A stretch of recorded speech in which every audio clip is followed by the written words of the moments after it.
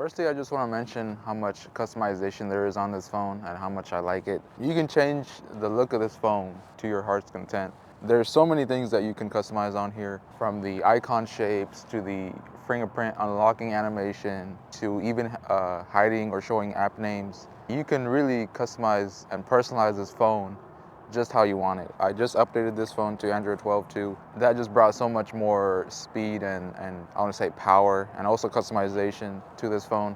The phone is very smart too. It'll just tell me that Instagram is draining a lot of my battery and how I should close it. And then when I do close apps, it'll just say this much RAM freed up and your phone is now optimized. And just things like that, just little things, little smart things like that. I really appreciate and I really like. And also just the wallpapers just look great. The stock wallpapers are really nice. They look great on this thin slate. And speaking of the design, it's a tall, thin, narrow.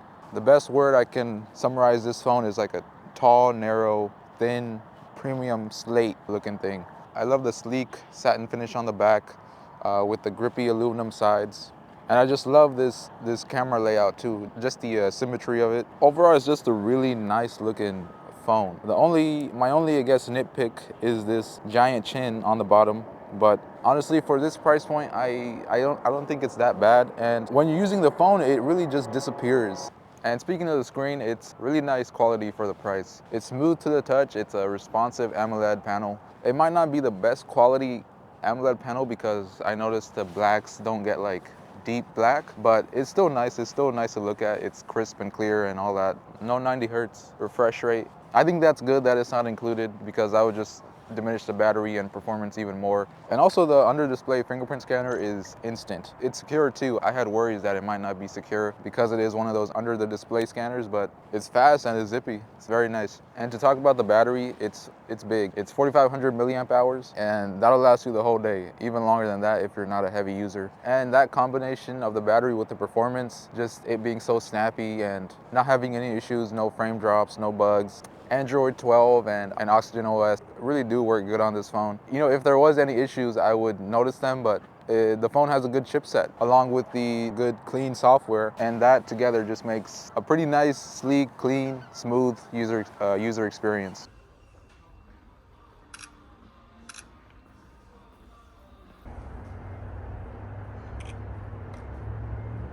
So I love this lighting here.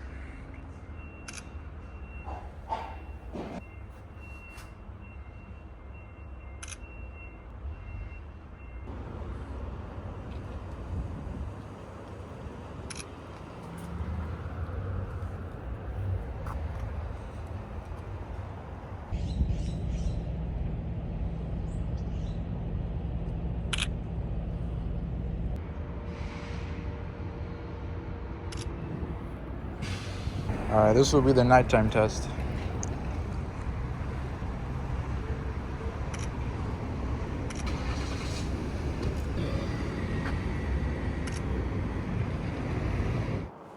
So how was that? How was the camera? In my opinion, I think the camera is probably the weakest part of this phone. There are a lot of camera modes, so props to OnePlus for that.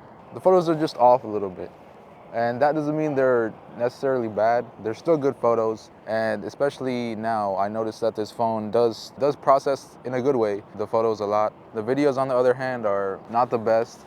There's really no stabilization. There's really just basic video. Portrait mode is so-so. It really has trouble detecting edges and hair. Selfies, the front-facing camera, it's kind of grainy, especially if you don't have good light. And overall, just the colors just feel a bit off.